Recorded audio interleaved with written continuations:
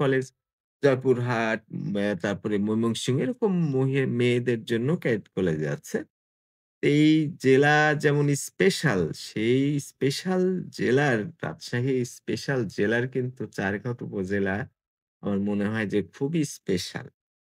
আর নদী গেছে পাশ দিয়ে এটা একটা ভীষণ একটা সৌন্দর্য। এই যে ছাদে গিয়েছিলাম, ছাদে তো লোভ সামলাতে পারলাম না। এখন আমি ৬ তলার ছাদে তার মানে ৫ তলা বিল্ডিং এর ওপরে। চমৎকার রোদ ছিল। আমার তো খুব ভালো লাগছিল। নিচের সব দৃশ্যগুলো খুব মজা লাগছিল। চারিদিকে পরিপাটি মজার ইয়ে। আর বৃষ্টি কিছুদিন ধরে তো এবার ৫ মাস হলে বৃষ্টি হচ্ছেই। আজকে অনেকদিন পরে একবারে বৃষ্টির কোনো ঝামেলা ছিল না। আবার তাপমাত্রাও তেমন একটা ছিল না। হালকা একটা রোদের ছোঁয়া, কোনো ধরনের গরম ছিল না। একটা মজার পরিবেশ। তো এখানে কিন্তু এই যে গ্রিন ফোর্স একটা সংস্থা করেছেন।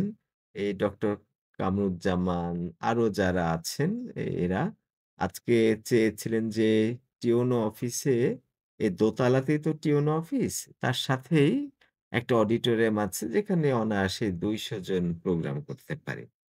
তো একটা অ্যাপ্লিকেশন দিলেন ডক্টর কামরুজ্জামান তার সহকর্মীরা। যেন সেই ভেন্যুটা তারা ব্যবহার করতে পারে আগামী ১৮ তারিখে তাদের এই উপজেলায় বা আরেক কোনো জায়গায় পারমিশন নেওয়ার ব্যাপার আছে সেখানে প্রোগ্রাম হতে পারে। তো সবকিছু মিলিয়ে আসলে আমার খুব লোভ হলো।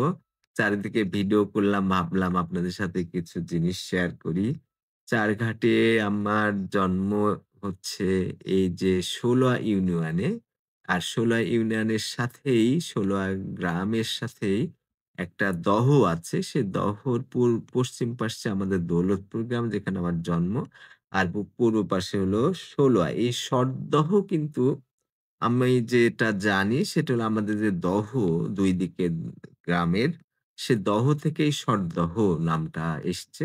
এমনকি দেখেন যে বিভিন্ন কুষ্টিয়ার পোড়াদহ নানান জায়গায় দহ আছে। দহ মানে যেটাকে ইংলিশে লেক বলতে পারেন, বাংলায় হ্রদ বলতে পারেন।